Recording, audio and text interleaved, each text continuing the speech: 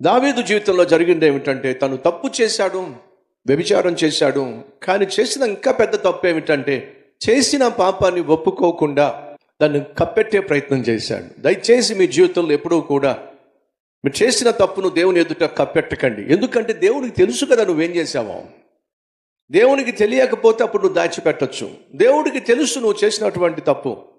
కొన్నిసార్లు సైతాన్ అంటాడు, నువ్వు చేసిన తప్పును బట్టి నువ్వు పెద్ద పవిత్రుడుగా మాట్లాడతావు కదా, పవిత్రురాలుగా మాట్లాడతావు కదా, దేవుడు దేవుడు అంటావు కదా, పరిశుద్ధురాల్ని అంటావు కదా, మరి ఇలాంటి పాపిష్టి పని చేసి ఏ మోకం పెట్టుకుని దేవుని దగ్గరికి వెళ్తావు?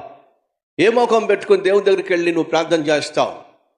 అయినా నీలాంటి వాడు, రక్షించబడిన వాడు, బాప్తిజం తీసుకున్నవాడు, సేవ చేయడానికి తీర్మానం తీసుకున్నవాడు, పరిచర్యలో పాలు పంచుకుంటున్నవాడు, బాధ్యత కలిగిన నువ్వే ఇలాంటి తప్పు చేసినప్పుడు ఏ ముఖం పెట్టుకుని దేవుని దగ్గరికి వెళ్ళి క్షమాపణ కోరుతావు అని సైతాను వచ్చి ఏం చేస్తాడో తెలుసా?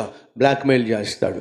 ఒకవేళ సైతాను వచ్చి నిన్ను ఏ ముఖం పెట్టుకుని దేవుని దగ్గరికి వెళతావు అని అంటే డైరెక్ట్గా చెప్పండి, నా ముఖం పెట్టుకుని వెళ్తానని చెప్పి. ఈ ముఖం పెట్టుకునే వెళ్తాను. ఎందుకని? నేను తప్పు చేసినప్పుడు దేవునికి రహస్యంగా ఏమీ లేదు. అప్పుడే ఆయన చూశాడు. ఇప్పుడు వెళ్ళి ఒప్పుకుంటాను, క్షమాపణ కోరుకుంటాను, ఫలితంగా ఆయన కనికరం పొందుకుంటాను.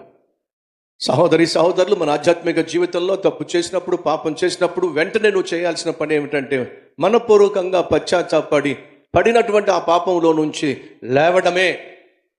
పడినవాడు మొట్టమొదటిగా చేయాల్సిన పని ఏం చెప్పండి? లేవడం. అలాగే నువ్వు పాపంలో పడినప్పుడు, తెలుసో తెలియక పడినప్పుడు వెంటనే ఆ పాపిష్టి మురికి నుండి నువ్వు లేచి అక్కడి నుంచి వచ్చేసేయాలి. మళ్ళీ దాని వైపుకు వెళ్లకుండా, దాన్ని చూడకుండా తగిన జాగ్రత్తలు తీసుకోవాలి. అదే పశ్చాత్తాపం అంటే చేసిన తప్పును బట్టి దేవుని దగ్గరకు వచ్చి కన్నీరు కార్చి ఒప్పుకొని దానిని విడిచిపెట్టి దాని జోలికి వెళ్ళకపోవడమే నిజమైన పశ్చాత్తాపం.